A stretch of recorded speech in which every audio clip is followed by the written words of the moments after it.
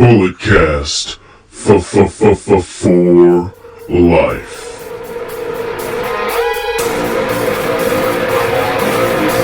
Get on! This is a revolution. This is our time to rise. Look deep within your mind. Ladies and gentlemen, you know the name, you know the voice, you know exactly why I'm here. Just in case if you don't, I'm a 24-year-old piece of gold, the greatest sports recreational podcast from the world today, and your current reigning, defending Bulletcast champion like Kyle O'Reilly, Bobby Fish, Roddy Strong, and Adam Cole, baby. This title reign is hashtag forever undisputed. For life, brother. I'm the messiah of the microphone messiah, whichever way you want to say it. But you know I never do this alone. He's my tag team partner, the Jimmy to my J, the Tully to my R, and the Stevie Ray to my Booker T. Ladies and gentlemen, host of the award-winning Under the Radar host and creator of Curveballs and Chair Shots, the Canadian Destroyer, BT, first ever Bulletcast champion, Brandon Tan Guma. BT, episode 173. How you doing on this fine Thursday afternoon? Phillip, I'm doing just fine. We're dealing with a heat wave here in the Bay Area, so I finally cut my losses and shaved my head. Not completely, I'm not going bald. Well, I am going bald, but I didn't go bald like you did. Trim the beard a little bit, gotta take some hair off because your boy be sweating sometimes. It's understandable, man. This heat wave has caught up with most of the Bay Area. I'm fine with it because I'm used to getting heat. I get heat all the time. Plus, I used to live in Florida and Texas, where it's extremely humid. But we're doing good, man. We had Chris Van Vliet on the show yesterday. Brandon, have you checked out the interview? And if so, what'd you think, man? Well, of course I checked out the interview, Phillip, because I am a great friend and co-host of the podcast, and I got to listen to everything you do. Fantastic interview, and there's also a video version up on the YouTube if you'd like to see Phillip's lovely face, if you've never seen it before. Oh, absolutely. Well, I mean, there was just so many. How am I supposed to decipher which one was the best? I mean, we talked about his fishing business. We talked about when he thinks we'll see fans back in arenas. We talked about, if he'll continue to do these Zoom, Skype interviews once we get back to whatever the new normal or normalcy is going to be. We talked about a lot, man, And if you caught the audio version, I left in a little bit of Chris and I just shooting the breeze after the interview. So that's a nice little gem. But Brandon, do you know what his favorite question was? Well, my favorite question has to be about the coronavirus because it's just so timely. No. Do you know what his favorite question was? Oh, no. Hot tub time machine. Yeah, damn right it was, because that's my question. Yes. Brandon contributes to these interviews that I don't do with him, man. Absolutely. But Chris, he was happy to come back on, and please, he just started another YouTube channel. It's called CVV Clips, where he posts like little clips from his interviews and stuff like that. So it was just really cool to just talk to Chris. Such a nice guy, and that energy he gives in his interviews and the interviews I've done with him, that's just him 24/7. As soon as we log on to Skype, that energy is just there. So shout out to Chris. Thank you so much for coming back on the BC, and eventually, if we ever get to meet in person, let's do another interview in person. So I'm incredibly excited for that. But moving on, we have to get to SmackDown. We're only talking two things. The Intercontinental Championship Tournament. Jeffrey Nero Hardy defeats Sheamus to advance in the Intercontinental Championship Tournament. It was a decent match.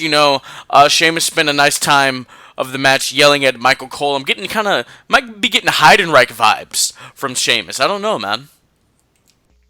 I don't think if Sheamus wants to have a resurgence later in his career, he should be emulating Heidenreich. Hey, man, Heidenreich went on to become a tag team champion.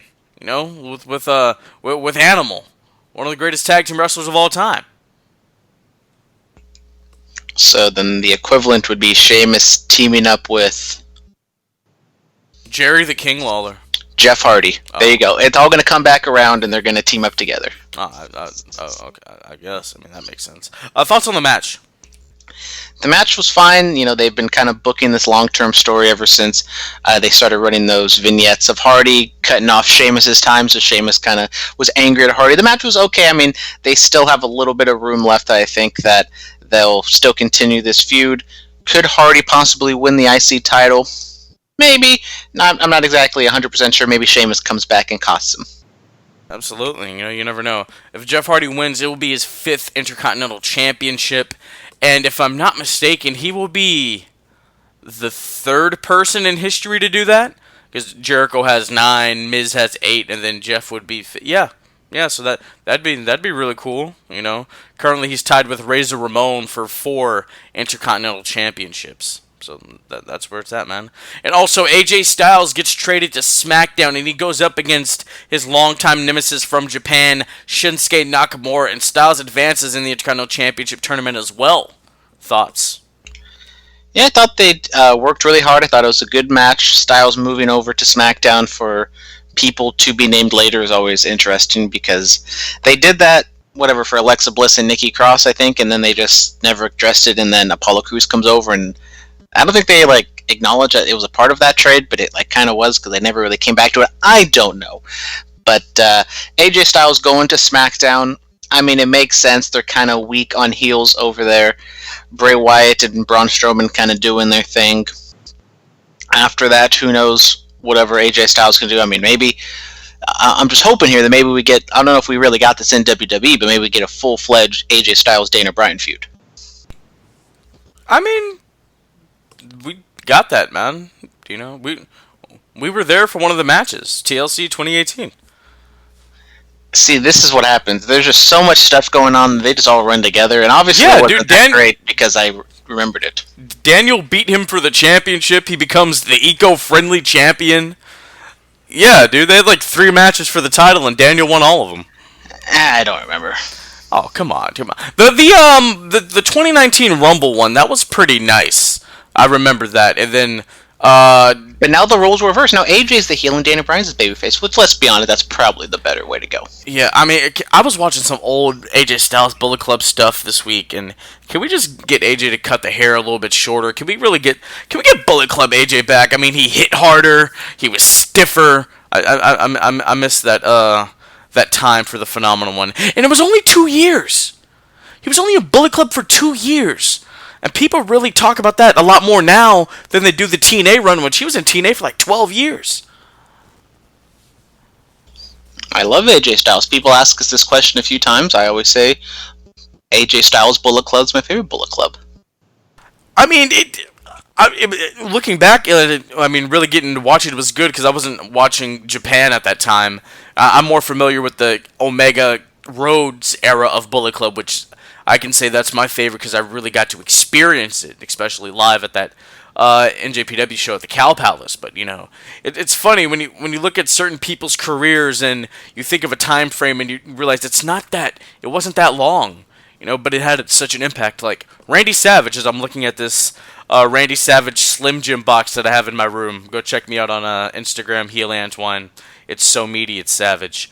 The real years that matter for Savage are what? 87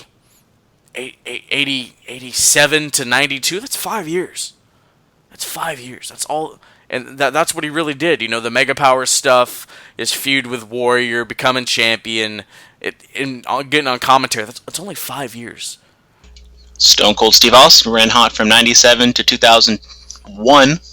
That's only 4 years. Yeah. So you think about it being this long stuff thing. No, it's not. It's really not. So it's fascinating. All right, we're going to talk about The Undertaker Last Ride Part 3. And this is where we get into the matches with Shawn, 25, 26, and then the matches with Hunter, 27, 28. And it all leads to the Saudi showdown, the Brothers of Destruction versus D-Generation X. And, oh God. Brandon, what are your thoughts? Well, it's a tale of two Takers. You get Taker from those mid-20s WrestleManias, probably 3 of the best WrestleMania matches of all time. And then you go in time, whatever it is, 8-9 years to that Saudi match, the tag team match, which brings Shawn Michaels out of retirement, which is kind of just a forgotten memory. That never happened. Exactly. I mean, it's only been a year and a half, and it's it feels like it never happened. And it was the drizzling you-know-whats, as we expected it to be. Yeah, man. I mean, it's just I'm glad we got to see footage from backstage after like 25 because I mean I preached it to death. We all know how I feel about it. When an active mayor is the most active competitor on the roster, you got a problem. Yeah, yeah. I think he had like a feud with Finn Balor earlier that year, and he had a shot at the Universal title. I remember. Yeah, it was something. But you know, it's just. I guess he wanted to Taker wanted to recapture that magic, and they played the clip from 28. My heart stopped again just watching it, even though you know what happens. It's still the greatest kick out of all time, super kick pedigree or whatever, right? But, you know, Triple H talks about, all right, this will be easy. You know, we'll go out there, walk and brawl, throw some glow sticks, some super kicks, a pedigree, choke slam here or two, and it'll be fine. And then, you know, he talks about how terrible it was. He talks about, you know, when he just goes over the rope and tears his pec, and just to know your body. And, you know, he's on the floor with Shawn, and he's like, I tore it, and Shawn's like, what? And you can see Shawn's face after it's over. He's like, oh, God. That was absolutely terrible. You can just know. Shawn looked nice, though. We can say that. Dude hadn't wrestled in like almost 9 years, and he looked nice. I hope that sweet, thick Saudi check was worth it. Yeah, they didn't really get into it on the dock because we know it was for the money. You know, kids will never have to worry about student loans. You feel me? I think the early 90s and 2000s Shawn Michaels would have paid for those student loans too, but I guess it's never too much to get a little bit more. Absolutely. So in part 4, which is going to be June 14th, I think that's the night of Backlash, we're going to talk about the Goldberg match, and I'm like, oh man. And you know what? I was watching Chris Van Vliet's interview with Bully Ray, and it really made me realize something. The Goldberg match, just a bad day at the office. I guess that's the most positive way you can look at it. Just a bad day at the office. Two guys didn't really click, and I know Taker talked about how he had personal stuff, so he was kind of out of it during the DX Brothers of Destruction match. Honestly, that could be the same thing here in the Goldberg match. We don't know, but then Goldberg didn't really get him up for the jackhammer and almost killed the man, or paralyzed him. Two negatives don't always equal a positive. Absolutely, man. Absolutely. All right, well, we're going to move on from The Undertaker last ride. We're going to talk Outside of the Ring. Bear With Us podcast. Brandon, do you know what this is? Absolutely no idea. Never heard of this podcast in my life. All right, BARE With Us podcast. It's going to be Corey Graves and Carmella's podcast that they're going to be doing together. It debuts next month, and they're going to be talking about life and, relationships. And you know what, man? I put it on our Bulletcast story, and they liked it and threw it on their story, so they're friends of the podcast now. Well, I mean, slide in the DMs, collab coming soon, I guess. Absolutely, Corey Graves trying to really make his wealth known in the podcast game. And then speaking of Corey Graves, I don't have it on the script, but I want to get your thoughts on this. I talked to CVV about it. On the After the Bell podcast, Seth Rollins mentioned how the Undertaker character doesn't really work in this era, in this day and age. What are your thoughts on that? So he said the Undertaker gimmick, do you mean in terms of, protecting it? And No, it just doesn't work today. That's what he said. Well, I mean, we're drawing comparisons to The Fiend, and, I think in character-wise, it's working pretty well. It's getting over, I think. The question with Bray Wyatt has always been the in-ring aspect of things. So, I would probably disagree that over-the-top, Undertaker-like characters can't work, because you got Matt Hardy, which everything thus far has been in front of no crowd, so you can't exactly, meter how good or how bad it really is. The Fiend, people seem to like it, but then when it comes to the matches, he kind of always craps the bed, except for the WrestleMania match, which was pretty divisive, I might say. But I would disagree with him to say that it can't work. I think, especially now, people are a little bit more open to over-the-top characters because of the current situation we are in. Yeah, Sam Roberts, he had Peter Rosenberg on it. He said it best. Taker works in any era. You look at the career. He was a literal zombie when he started. You get to the late 90s, he's a satanic demonic cult leader sacrificing people. He becomes an American badass, long hair, short hair, and then, he becomes the dead man again, but it's kind of this Western cowboy dead man at WrestleMania 20. In the later years in the 2000s, he starts embracing the MMA side, which he's a fan of MMA, so he puts on the MMA gloves and the kick pads and stuff, and then it becomes short mohawk Taker and all this other stuff. So, Taker does work in any era. It works if there's only one Taker. If you have multiple kind of over-the-top characters, they don't exactly have enough time or space to shine. So I think if you just keep it just one, that's why The Fiend has kind of worked to an extent, but, that's why The Undertaker worked, is because there was nobody like him. So if you just keep it to one character, I think it could definitely work. But in-ring is always very important. Absolutely. All right, Shad Gaspard's family received a $40,000 donation to his GoFundMe page, and other people have donated, like Mick Foley, Tony Khan, Chris Jericho, but this one, it was an anonymous donation, and it said CTC RIP. Now, many people speculate it's John Cena because in 2008, I remember this fondly, Crime Time had paired up with Cena when Cena was battling JBL, and their unofficial official group name was Crime Time C Nation. So, many people speculate it's John, and if it is, kudos to John, just wholesome, helping out the family, helping out the Gaspard family. Yes, shout out to Cena. If it is true, I know he posted on his Instagram a few days ago, maybe last week, of the photo of them spray painting JBL's limousine. So definitely, Cena has a connection to Crime Time and Shad, and whoever it is, $40,000 definitely a lot. It's going to help his young son, who's only 10, losing his father. Just a tragedy. What happened? Absolutely. And go check out Lillian Garcia's Chasing Glory podcast.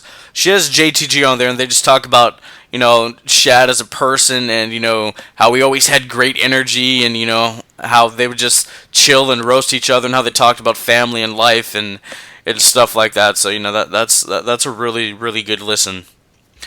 All right, Flip Gordon signs a new multi-year deal with Ring of Honor. Now, Ring of Honor really isn't running shows because of the current time that we're living in. But once they start back up, where do you see Flip Gordon going? Possibly the TV championship, or maybe even the main event, becoming the world champion.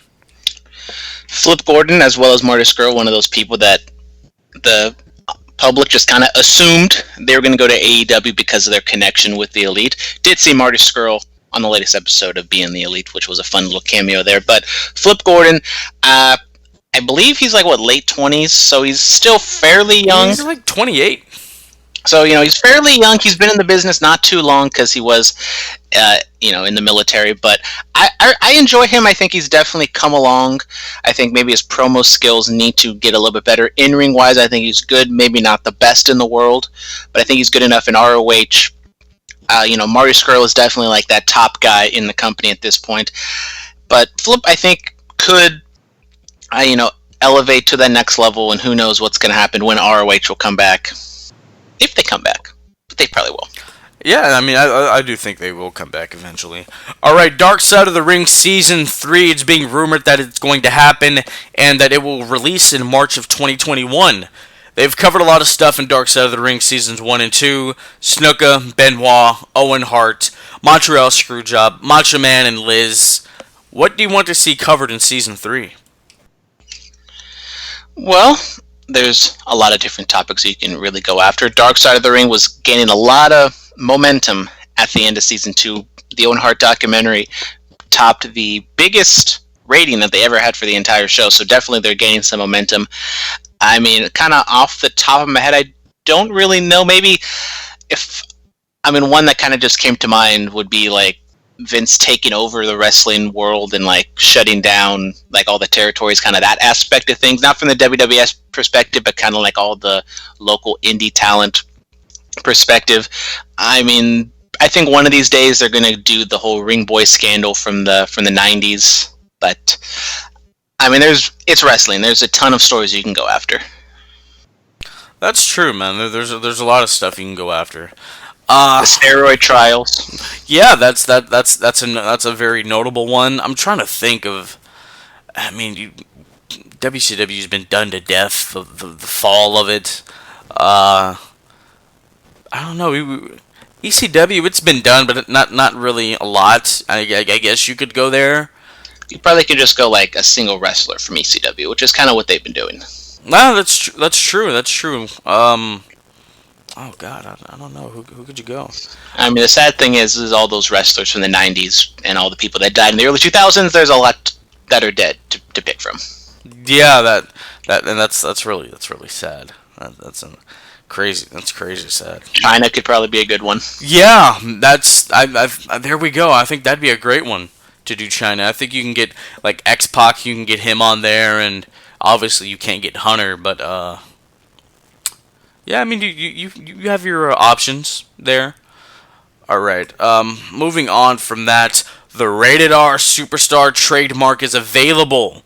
You know, WWE released their claims to the trademark earlier this month, and guess what, Brandon? What? I bought it.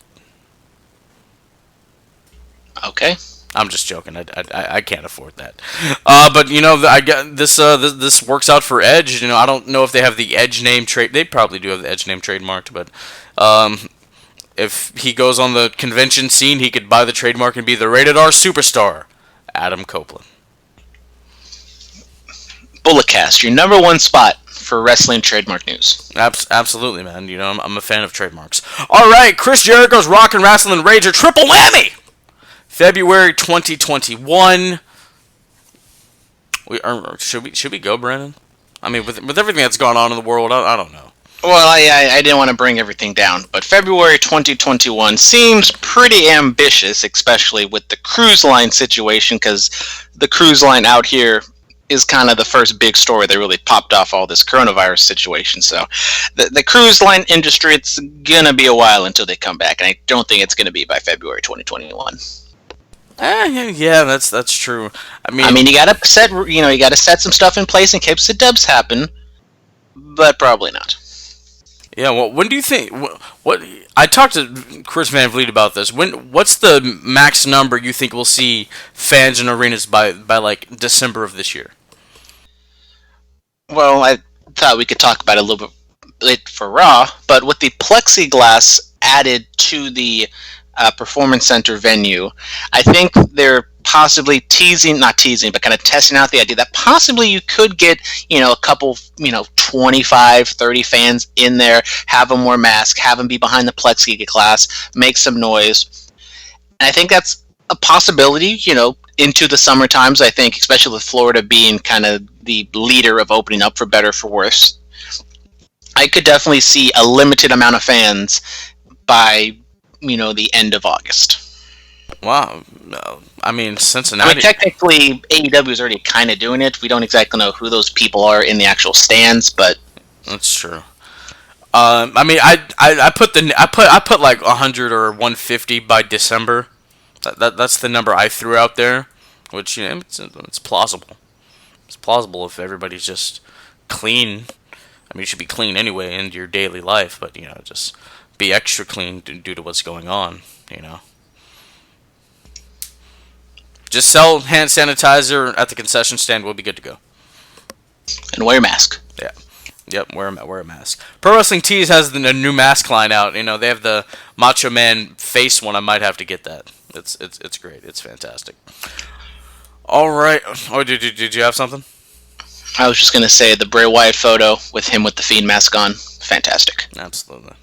All right, inside the ring, the virtuosa Deonna Purrazzo is going to be joining Impact Wrestling, and virtuosa. I looked up this phrase here, so here we go. It's an individual who possesses outstanding technical ability in a particular art or field, such as fine arts, music, singing, playing a musical instrument, or composition. So.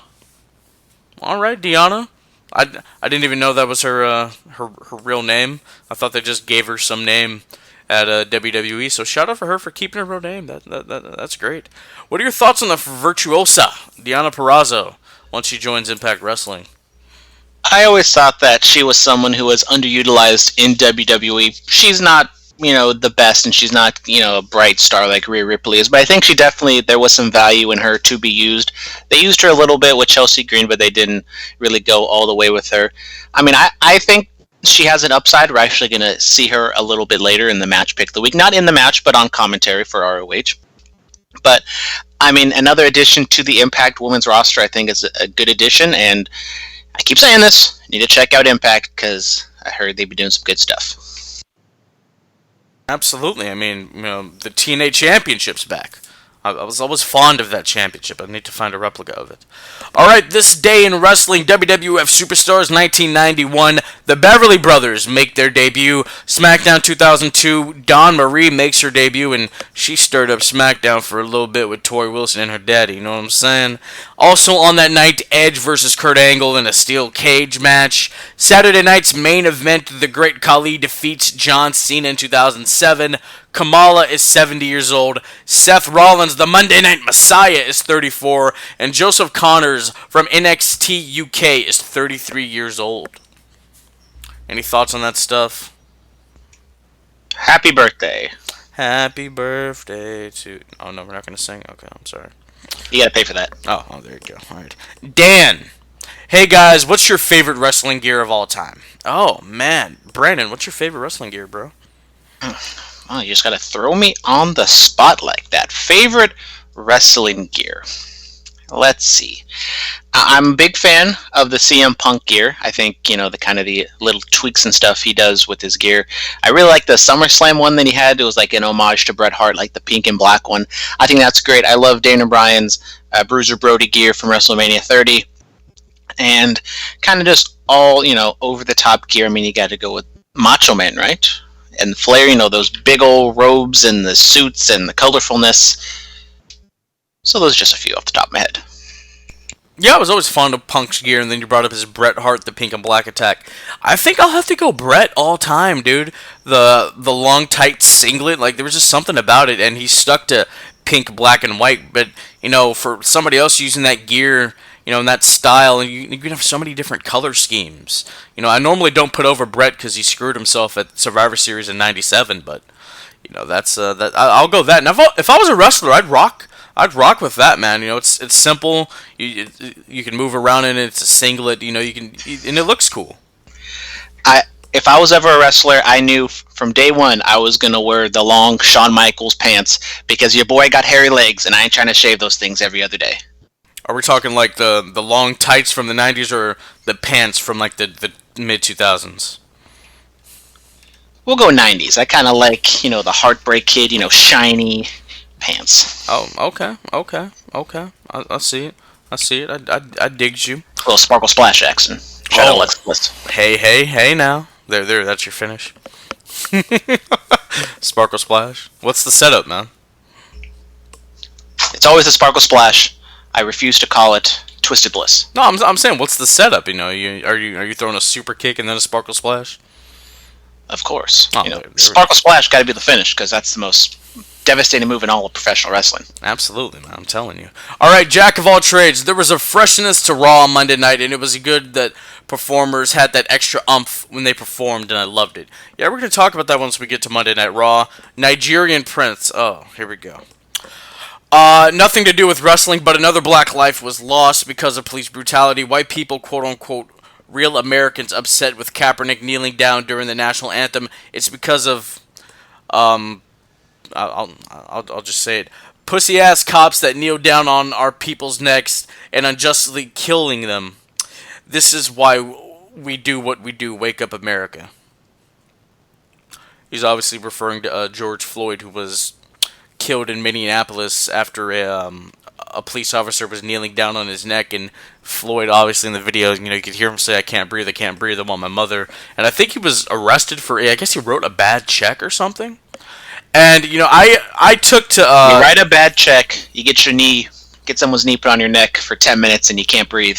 You kill 10 people, you get peacefully walked out of your home. Yeah, it's something, man. I put on Instagram and Twitter. I put this. I've said in very very private circles, but after the most recent act of police brutality and hate, I'll post it to the world. I'm not afraid of a global pandemic. Being black in America is far, far more frightening than that. Hashtag George Floyd, hashtag Black Lives Matter, hashtag Black Excellence. And I stand by that, you know, I do truly firmly believe that. And, you know, it's unfortunately, I don't think that this will end. It's just going to keep going and going. And I mean, if we look back, it's been going on for a decade now. We start with Oscar Grant here in the Bay Area, New Year's Day of 2009, and then we fast forward a couple years to Trayvon Martin. I was living in Florida at the time when he gets shot by George Zimmerman. We go to Mike Brown in 2014, and we look at Eric Gardner a few years ago, and this gentleman, and I forgot the other guy's name. He was killed a few years ago while he was sitting in his car with his girlfriend. Police just shot him, you know. So it's unfortunate. And you go to Jerome Davis in Florida, 2012, also playing loud music with his friends, and some white guy at a gas station took liberty and shot him and ended that young man's life. So it's not going to end. It's unjust, and I don't know, you know, what's going to be done. I hear the Minneapolis mayor is taking precautions, which, you know, hopefully they're the right ones. You know, have him charged for murder. That's the way I see it. Any thoughts on this, Brandon? This is America. Yes, you know, and Childish Gambino's video. It was a clear depiction of what goes on in Black America. That's the most political we've really ever gotten on the show, Brandon. Good luck getting on the radio this week, Phillip. I spoke my truth. Robert Walker, glad to see that there is some place that wait, what is this? Okay, glad to see that there is some place that will use their talent to the fullest. What's your favorite member of the Revival? Dash Wilder, you know, or Cash Wheeler. He was the guy that trained with Edge in the 24. Yeah. Brandon? I mean, they're kind of, I'm not going to say one and the same, but I think they're just a perfect blend. I think I would probably go with Scott Dawson or Dax Harwood, right? It's going to be a while till they get their names correct. Yeah, that's him. But I like his look. I like his southern drawl. You know, kind of an old school southern badass. So I'll go with him. I don't know. You gotta go with Cash Wheeler, man. He can do 450s and moonsaults. But he doesn't, because he's a heel. No flips, just fists. Top guys. All right, Dan. When Cody said he wasn't welcomed back in Connecticut from his promo this week on Dynamite, I laughed. What about you guys? I did chuckle because, you know, we know Connecticut, Stanford, WWE, ha ha ha. Yeah, AEW isn't really one to be throwing shade to that company up north all that often. So when they do, it kind of throws me off guard a little bit. Not the company itself, just Brody Lee. Alright, Jack of all trades, it's about time WWE put NXT stars in the crowd. Thank God, a sense of normalcy. Yeah, we're going to talk about that once we get to Raw. Alfie Lewis, hey yo, when did Lana become black? Dude, man, did you see her on Raw? She looked black. Like Razor had a pretty decent tan, and Hogan had a nice tan, but, you know, Lana looked like an ebony queen. I'm not touching that one. I was gonna make a joke or something, but I'm just gonna let it go. Oh, you were gonna make a joke about race, Brandon? Yeah, you know, don't want to touch that at this moment right now. All right, here we go. And Brightest Day X, or no, maybe Mr. X. Yes, Mr. X. Shout out to him. Does the graphics for the BC. How did we all miss the fact that Matt Stryker's on a reality show? He's on a Fox reality show called Labor of Love, which is basically The Bachelor for a woman who was looking for a man who was ready to have kids. If you listen to Chris Van Vliet interviews, he mentioned that when he interviewed him a few months ago. I'm calling it Sheeta versus Nyla Rose, the greatest women's match in AEW history. Where have you heard that before, Brandon? From you? Yeah, exactly. There you go. CVV lives in Cincinnati now. I grew up and still live right across the Ohio River from Cincy. I need to drop him a line and say hi. Do it, man. Do it. Chris is a great guy. All right. Was the Stadium Stampede match the craziest, wildest, most fun time we've had watching wrestling in the last few years? For a pre-produced match, I'll say sure. I'll say absolutely. You? I still would say that the Boneyard match was the best out of all these incarnations. Not only because it was a little bit shorter, I think it was 25 minutes, 30 minutes when the Stadium Stampede, I think, overstayed its welcome a little bit. But I also really enjoy all the Hardy Compound matches. I think out of all of them, I think I'd pick the Hardy Compound matches as my favorite. That's true. I forgot to mention this on our recap of Double or Nothing. Go check it out in the Bulletcast archive. Having Matt Hardy drown in a pool probably wasn't the greatest thing to do that week. Yeah, and also playing it for comedy. Yeah, that probably wasn't one of the best things to do. I know they pre-recorded it, but they could have edited it or redid it or something, You could have done something to where you push him in the pool and then you do a reverse where he comes back up as Matt Hardy version 1 and all the other incarnations. Dude, Matt Facts. I loved it. Loved everything about it. All right. Raw recap. Apollo Crews finally wins a championship in WWE. He defeats Andrade. He's the new United States champion on Memorial Day. Cruise control in full effect, baby. Shout out to Apollo. 4 years in the making on the main roster. I thought he got called up from NXT way too early. He didn't really do a whole lot. But look at your boy now. He's the champion of our country. Shout out Apollo. Incredibly happy for you. Ooh, Nation all day, baby. Yeah, good to see Apollo Crews finally getting a decent push. I mean, this dates back to one of the first PC Raw shows where he went up against Alistair Black, had a very competitive match, and I was like, you know what? I don't like devaluing Alistair Black like that because Apollo Crews has just been, a jobber for so long. So I need to see Apollo getting a sustained push. And damn it, they actually did it. Apollo Crews, U.S. champion. He cut a really good promo afterwards, and he had the one little glimpse of push he had in NXT was a match against Finn Balor for the NXT title. I thought he cut a great promo, great character work, something that we've never seen from Apollo Crews really in WWE, and now we're starting to get it. I'm happy for him, and Andrade, on the other hand, ever since he got popped for the performance or the wellness violation, he just hasn't really been doing anything. Yeah, I'm surprised Andrade kept the championship that long. Shout out Cruz. For the longest time he was the smiley, athletic black guy, and look at him now. I'm incredibly proud of him. And for some reason, African American wrestlers, of when they're a male, usually their first championship is the United States title. You look at Orlando Jordan, Bobby Lashley, R-Truth in his incarnation of R-Truth, his first title was the United States title. If you look at him as K-Quick, it was the hardcore title run. But, congratulations to Apollo. MVP as well. That was his first title. So,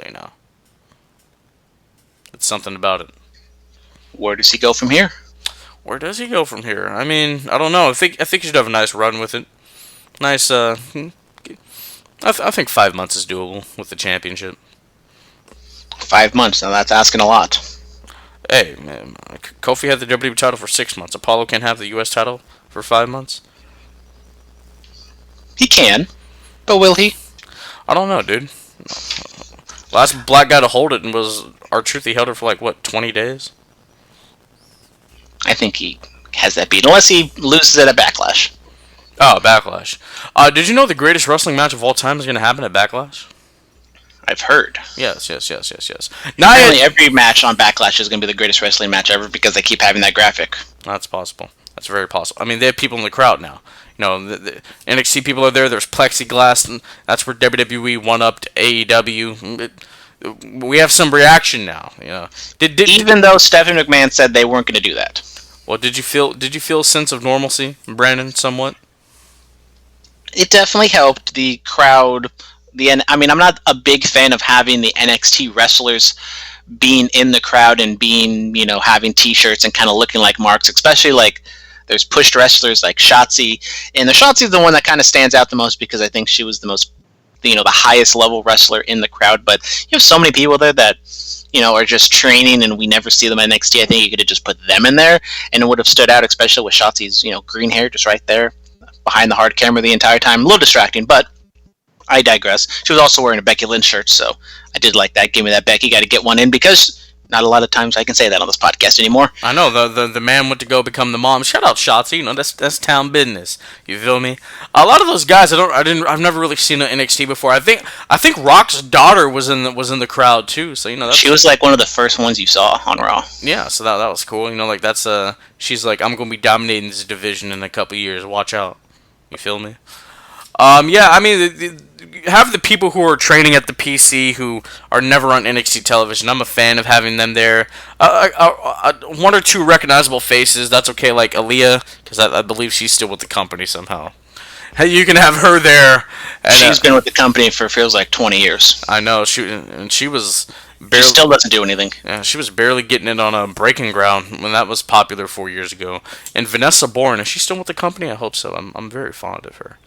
Have her in the crowd. Just stuff like that. That's cool. Nia Jax, she's not like most girls, because she becomes the number one contender to Asuka's Raw Women's Championship. There we go. Excited. Very excited. Match was fine. Nobody got hurt. That's all we can ask for, especially in a Nia Jax match, because she had a match with Kairi and she just split Kairi's head open. Deonna Purrazzo took to Twitter and she said she has never been hurt in a match with Nia Jax. Well, there you go. Ask Kairi, who's been hurt in 2 Nia Jax matches back-to-back, or 2 out of 3. Well, maybe, it's a bad day at the office for Kairi. I'm sorry. No, it's all Kairi's fault. Yeah. One of the best women's wrestlers in the world, and it's her fault. Apparently not. She keeps getting hurt. The best don't get hurt all that often. I'm sorry. Well, they don't. I mean, they don't really train you in wrestling school how to run into steel steps. Something you have to have that instinct. You have to know. Maybe she should get taught by Mick Foley or Chainsaw Charlie. One of the two. You never know. All right, moving on from that, the VIP Lounge. Drew McIntyre, the WWE Champion's in there. Lashley's coming out because he's the number one contender. Is it 2016? Am I watching TNA?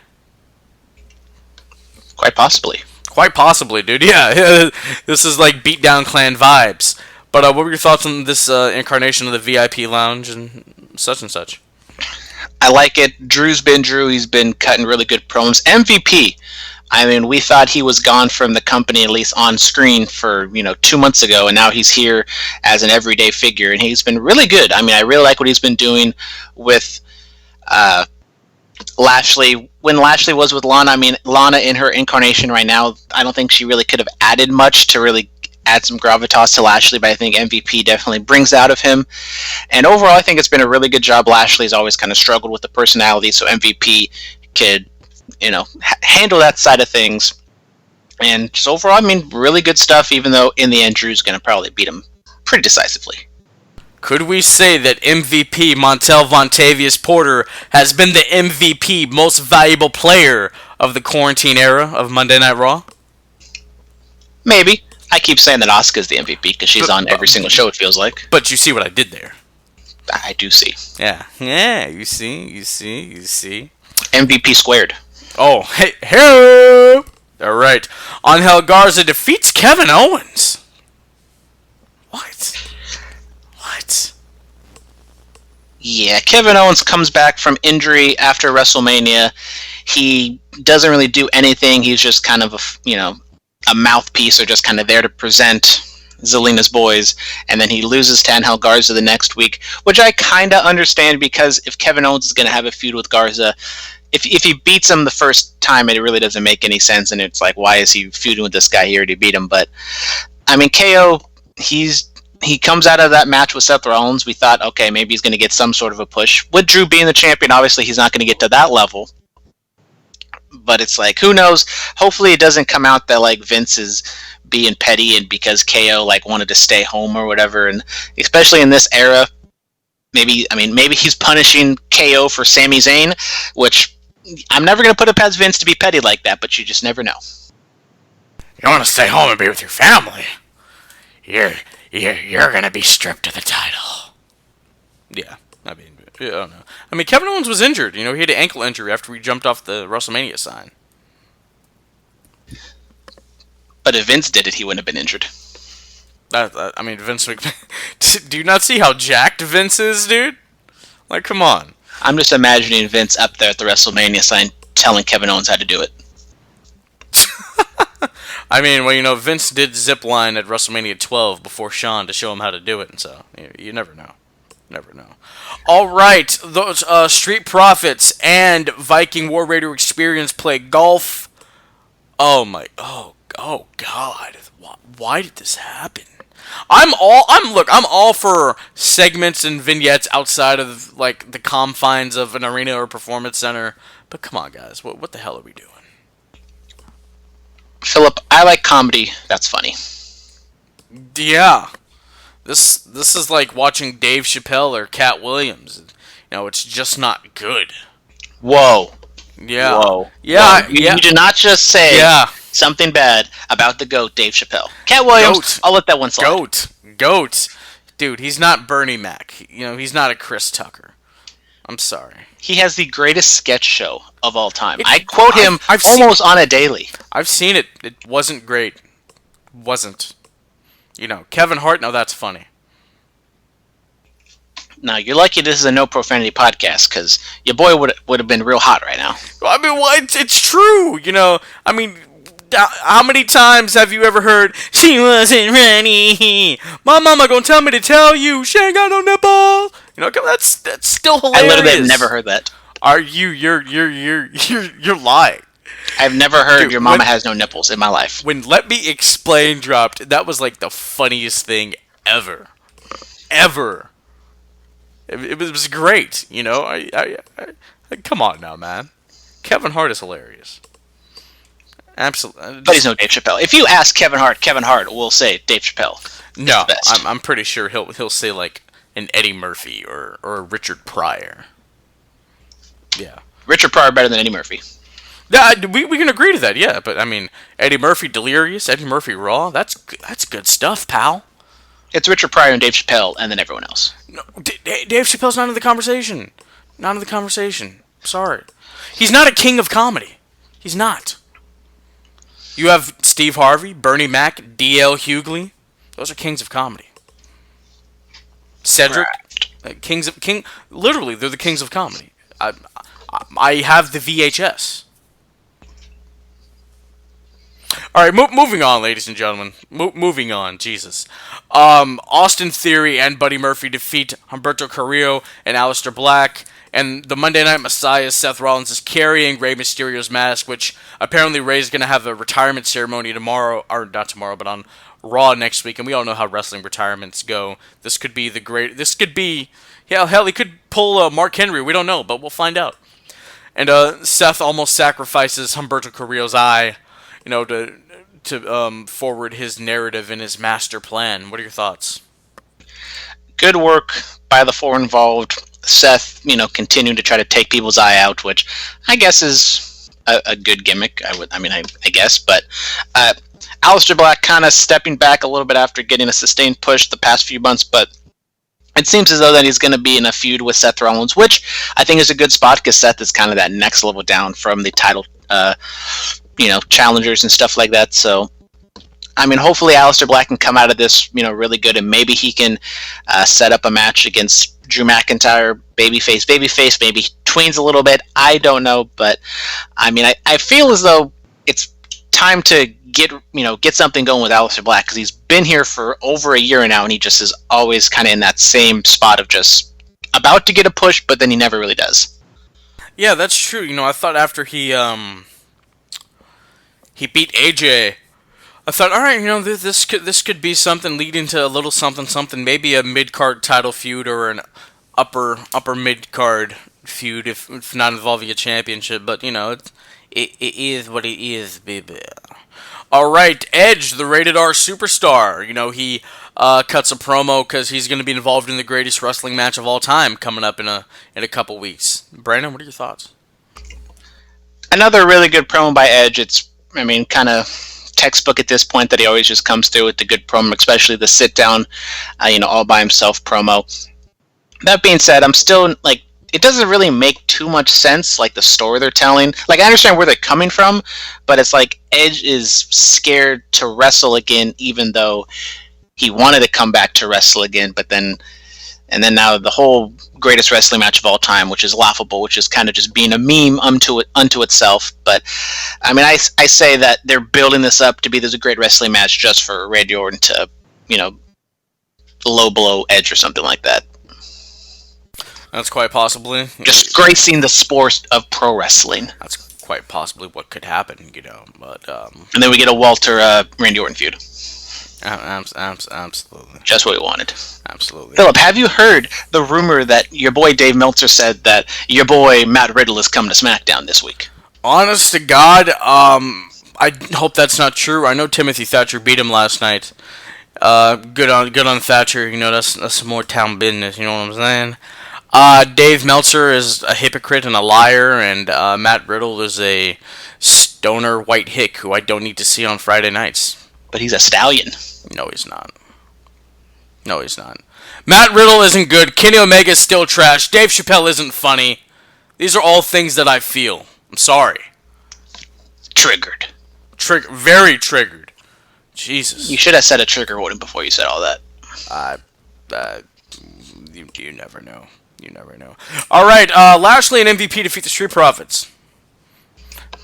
Yes, it was a match. It wasn't very long, about 20 minutes or so. I mean, Lashley getting a win over the Street Profits makes sense, even though the Street Profits are kind of like the second best, or they're the tag team champions, aren't they? I don't even know who's the tag team champions. They're the tag team champions, Street Profits. So here's what I see: Lashley goes up against McIntyre, and if he doesn't win, which if Lashley won, I wouldn't be mad at it. But if he loses, I could see MVP and Lashley becoming tag team champions.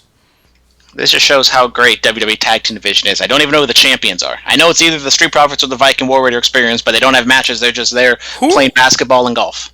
Yeah, who are the champions in AEW, Brandon? That would be Kenny Omega and Hangman Adam Page, even though they haven't had a match in like 3 months. Yeah, I just wanted to make sure you knew. Who are the champions in NWA, Brandon? That would be an easy answer if I actually watched NWA. Dude, James Storm and Eli Drake. Who are the tag champions in MLW? That would be a great question if I actually knew the answer to it. It's the Von Erichs, dude. Ross and Marshall. Go check them out. They were on In the Click with Baby Huey and Bimbo Jimbo. Alright, moving on. AEW Dynamite! So, Matt Hardy teams with the Young Bucks to take on Joey Janela and Private Party. There was a backstage scene of the Bucks, Kenny, Hangman, and Matt all together. Matt's doing his broken brilliance. Hangman goes and has a drink. Kenny joins him to drink milk. That's weird. Stealing Kurt Angle's gimmick, by the way. And you know the Bucks are like, you know, can we get a different version of you tonight? And so we get version 1. Isn't that a few years before that?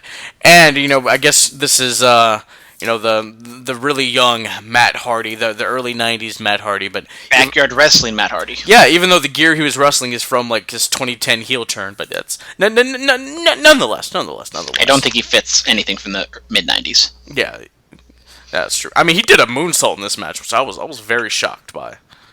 I didn't think he could do that because he's been hobbling for the last couple years. But anyway, Hardy and the Bucks defeat Joey Janela, Joey Geneva, and Private Party. Apparently, Marcus Quinn suffered an injury when he did a tope con hilo over the top rope. Thoughts? Yeah, I don't know if that was a work or not, because I thought that was kind of a convenient way for Matt Hardy to leave the situation so he doesn't have to help the Young Bucks when they get beat down. But the match itself was fine. I did kind of like the added twist of now Hardy is just kind of going to bounce back and forth between all his different characters, which, I mean, yeah, it is kind of goofy, but it's Matt Hardy. Kind of give him a pass on this one. Private Party, I think, did look better than their match they had at Double or Nothing against Best Friends, so hopefully the ring rust is kind of off. At this point, Butcher the Blade, which I don't understand why Allie wasn't the bunny. I don't know if she's like two-faced now because she was on the babyface side, like, you know, chatting it up, hitting it up with QT Marshall, which was kind of weird. But anyways, you know, setting up a feud maybe that way, and then something else happens, Philip. Yeah, I mean, well, the reason why she was hitting it up with QT is because, you know, he enjoys apples, you know. An apple a day gets Allie your way. Brings the bunny your way. Absolutely. I mean, she wasn't the bunny, though. Just have to use her shoot name. Anyway, after all that, you know, Butcher and Blade, they're assaulting the Bucks, and finally, here we are, FTR, Forever the Revolt. They are here. Dax Harwood, Cash Wheeler, the top guys. They get rid of the Butcher and the Blade, and they help up the Bucks. So it's gonna happen. We are eventually going to see it. FTR is officially in AEW. I didn't think it happened so soon. Congratulations to those boys. Dynamite up. I mean, it was something that we kind of expected to happen. We didn't exactly know when, since they did, get out of their contracts. I guess they didn't really have to do the no compete like everyone else really has to do. But I mean, this is a really anticipated match. My hope is that they kind of keep FTR and the Bucks away from each other for the time being, so their first match could be in front of a crowd. I mean, we speculate, who knows when the actual first match in front of crowds will be, but if that's, one of the main events for the first time back, if it's at, Revolution in January, that match would be just insane. Or, Fyter Fest is going to be this summer. We don't know when this summer, but it's going to happen. So, that's a possibility. But they didn't turn on the Young Bucks right away, so I don't know if that means they're going to just, be kind of friendly, just not, maybe they're not going to be friendly, but they're just going to, go in their own lane, and then eventually they're on a collision course because maybe FTR wins the titles. Who knows? Mind games, man. Just playing mind games. That's all it is. All right, the Swolverine, Brian Cage. It's the Path of Cage. He's accompanied by the man who was a part of the Path of Rage era in ECW, Taz. Cage defeats Lee Johnson, who is the cousin of Brady Rhodes. Gotta keep it in the family. I'm just joking. That's not true. That's not true. But Lee Johnson, selling his arse off for Brian Cage who won the Casino ladder match for the number one contendership for the AEW World Title. Hits him with the drill claw, the suplex pile driver. Good squash match. Jon Moxley on commentary added a little bit to it as well. Taz gets on the mic, calls out Moxley, cuts a good promo, slipped up a little bit, but as I kind of said at the Double or Nothing recap, I like, serious Taz. I'm hoping that, he can cut good promos. Brian Cage is fine, but I think it's similar to MVP and Lashley, to where, Lashley could kind of hold his own. It's not going to be really good, but you just add the manager aspect to it. It just makes it that much better. Yeah, Taz had a little slip up, but he had a quick recovery, and I like that. I like that a lot. Which makes it feel real and not scripted. Exactly. If you mess up, it's okay. That's what happens in real life. And of course, on the call for AEW was Excalibur, good old JR, and Tony Schiavone. As we continue recapping Dynamite, and we have The Rules of Being a Role Model by Dr. Britt Baker, DMD. Which in the Doctor world is completely redundant to use DMD and Doctor, but it's Britt Baker. She's okay. She's absolutely great. She's a role model. Yeah, go check her out on the AEW Unrestricted podcast. A very great listen. She's accompanied by Rebel, from TNA, if we remember her. She's one of the makeup correspondents for AEW. Very, very gorgeous woman. And Britt, she talks. She's there with Tony Schiavone because they've become a nice little duo over the past couple months. And, Britt's there with the glammed out wheelchair, and she's talking about, the conspiracy that's against her, Chris Statlander, Nyla Rose, Hikaru Shida, and she says that Aubrey Edwards is at the helm of the conspiracy. This has to lead to some physicality between Britt and Aubrey, right? Possibly. I hope it doesn't, because I think you want to keep... Yes, Aubrey is kind of a character unto herself, but you want to keep the wrestlers and the referees kind of apart, because you don't want to stray into, Vince Russo 90s era storytelling. But I do like what Britt Baker's doing. Unfortunately, she has the broken tibia, which... I mean, I know it's bad news, but it seems though she's going to be back for All Out in September, so she's not going to be gone for an entire year, only a few months. So just a broken leg, I mean, that seems like the best case scenario for me, and I think she's been doing a really good job. Hopefully, they can find a role for her. Maybe not every single week, but, kind of have like a recurring segment every other week. Maybe she can hop on commentary and do something with Tony. Yeah, just sprinkle it in every now and then. I'm down for it. And it is better that she broke it, because a fracture takes longer to heal. If you have a fracture, ladies and gentlemen, you're just better off breaking whatever has been fractured. Yeah. All right, moving on. Dr. Phil out here. Hey, I'm trying. You can call me Dr. Phil or I don't know what else would come after it. I wouldn't want to be the dentist. I'm sorry. All right, Hikaru Shida. Holy Shida! The AEW Women's World Champion defeats Christy Janes. And Christy Janes, oh my god. Brandon, what are your thoughts? Viva Brazil. Oh, absolutely. I mean, it was a fine match. Nothing. I mean, it kind of went a little too long, especially since Christy was someone who we'd never really seen before, and it took Shida, I think, a little bit too long to, get the win here. But I understand trying to fill some TV time.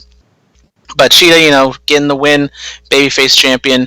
I think this is kind of what we're going to be seeing from her, kind of having decent to good matches on a fairly regular basis because she can get it out of a lot of women. Absolutely. She's doing her thing. Like I said, Nyla and her, probably the greatest women's match in AEW history. I'll stand by that. I will. I really will. All right, we move on. It is the first promo from the American Nightmare, Cody Rhodes, the inaugural TNT champion. Cody is the champion of America's greatest network. He's out there with Tony Schiavone, and, he's talking about the battle royal that's going to happen later on to determine the number one contender for his championship. He says, if you question his bell to bell, he's throwing shots at people right there. He says, I'm about to take on a task and a schedule that nobody else has done, a weekly open challenge. Where John Cena did the open challenge with the U.S. title for a nice little bit, but it wasn't really every week. It was like for 3 weeks on, like 1 or 2 weeks off, and so. But weekly challenge, I'm open for it. I like it. He talks about his mother being at home and how she finally got to see his rise to the stardom, and how he wasn't the first guy picked. He wasn't the second, wasn't the third. He was the fourth guy picked. Talks about how Tom Brady's his favorite quarterback, and just really good stuff from Cody in this promo. What'd you think, man? Yeah, I thought this was a really good promo. Maybe the best promo Cody has cut in the pandemic era, with him doing the open challenge, trying to emulate his childhood hero, John Cena. Shout out R-Truth. I mean, it's fine. I think maybe you could do something where it's kind of 1 week he defends it, the other week we determine the number one contender. But with the open challenge, it kind of opens the doors to surprises, people who you don't really think of, who you can just have a lower card guy like Marco Stunt come out and challenge it, and he can have a good little 5-minute match with them, but in the end get the win. Absolutely, man. There we go. And I like him mentioning TB, because TB and I, we cut from the same cloth. You know that, right? It was a fumble. It was a fumble. 2 California boys weren't the first round picks, but we were making something of ourselves, or I'm making something of myself. TB went to New England, had a 20-year run, and now he's going down to Florida. I already had a stint in Florida, had a decent 3.5-year run, then I came back to the Bay. So the point of the story is, ladies and gentlemen, you got to leave the home base to go make something of yourself. Tom Brady, absolute trash at golf, but then once Chuck starts yelling at him, wow, he sinks a chip from 150 yards and just shuts him up. Fantastic. Man, I'll have to have TB on the show someday. We'll try to make that happen. I got the connects. All right, Superbad. Kip Sabian and Jimmy Havoc defeat SCU, consisting of Frankie Kazarian and Scorpio Sky. They become the number one contenders. Or not number one contenders, they get a title match next week against Hangman Page and Kenny Omega. The match at Double or Nothing, which the Best Friends won, they get a championship match at Fyter Fest, so I'm glad that was cleared up. Yeah, I mean, I don't see Sabian, whatever, and Havoc winning them. I think it's just kind of a nice little match to have Hangman and Omega come back, get a little of the ring rust off and get the win, and then I think Best Friends and them could, be a pretty good match. Absolutely. All right, next up, it is the Battle Royal to determine the number one contender for the TNT Championship. MJF cut a promo before it and telling Wardlow, you know what you need to do. When Wardlow gets in his face, MJF's like, hey, I'm just kidding, man. We're going to have fun out there. So, it's Wardlow, MJF. Billy Gunn. Billy Gunn's in there. You have Luther. You have Sonny Kiss. And Jim Ross kept saying she when referring to Sonny Kiss. So, Brandon, you're not alone. That was a one-time thing, okay? Jim Ross said it multiple times. That is true. Who else do you have in there? Sonny Kiss with the Trish Stratus Matrix move. I'm popped for it, I'm not going to lie. You have Luchasaurus, you have little Marco Stunt, and Jungle Boy Jumpin' Jack Perry, who is the winner of the Battle Royale, and he will face Cody next week. Another guy who made a name for himself in the Bay Area, 22 years of age. This is going to be fun, man. I think this is a good first step for Cody's TNT title run. I really enjoyed Jungle Boy and MJF's match at Double or Nothing. I didn't say this, but I think I kind of predicted this. I think that was probably the best match on the show. Just saying. But Jungle Boy and Cody, don't know if they ever really worked together at APW or whatever, but it should be a fun match. But I assume Cody's going to get the win. Absolutely. All right, and in the main event, it is the Inner Circle Pep Rally. And they have the Jacksonville cheerleaders, and then the Inner Circle's main cheerleader, Vickie Guerrero. I got to get her on the show so she can be our cheerleader, man. Shout out to the Cougar. Yeah. You wouldn't pop for Vickie Guerrero to scream your name? You just have to turn down the decibels a little bit so my ears don't blow out. You'd be like, Brandon Yuma! Absolutely. So she introduces everybody. Hager, Sammy Guevara, Proud and Powerful Santana and Ortiz, and of course Le Champion, Chris Jericho. You know, they give out these shirts. Hager with the beautiful poem. Sammy had a cheese platter and bubbly prepared for Le Champion, and it wasn't there. Jericho's screaming, "Where's this bubbly?" But, Jericho says what he really wants as a gift is Mike Tyson's head on a platter, because Tyson, knocked him out 10 years ago on a Monday night. I wonder where that happened. And eventually, Iron Mike Tyson, 53 years old, Kid Dynamite, is on AEW. Dynamite comes out there with this posse, and, it's a face-off. It's Jericho and Tyson. So, what are your thoughts on that? The Inner Circle pep rally part I enjoyed quite a bit. I thought it was, all in good fun. Some stuff that you would expect from the Inner Circle. But then when it kind of transitioned to the Mike Tyson part of it, I wasn't the biggest fan of it. I didn't think it worked all that well. Especially that clown that was right next to Tyson, the dude in the white tee and like the black face paint. I thought he was an absolute idiot. But I just thought that they were trying to emulate the Tyson and Austin thing way too much, and it just didn't come across well, especially when there's not a crowd there to, go super over the top. And Tyson isn't exactly what he was 20 plus years ago, and even when he was what he was doing with Austin 20 years ago, he's always been just kind of super awkward and not the best actor in the world. So I just think overall, what they were going for, I understand it, but I just didn't think it worked out that well. Dude, you didn't pop when you a punk, Jericho. You always been a punk, man. You a punk. You and your Inner Circle posse, you a punk, man. I loved it. I loved everything about it. Hey, I'm not gonna lie. If he had I know we're in the pandemic era, but if he had bit somebody's ear, I would have popped huge for it. I'm sorry. And with the pandemic going on, you have 50 people just all together touching each other and whatever. This also happened on Raw with the pull apart brawl. So, I understand you're trying to be safe and everyone's getting tested and stuff, but it's sometimes you get a false negative and you can have one or two of those people in there, and then the whole thing breaks out, and then you got to shut the whole company down. AEW, they're taking all the precautions, so.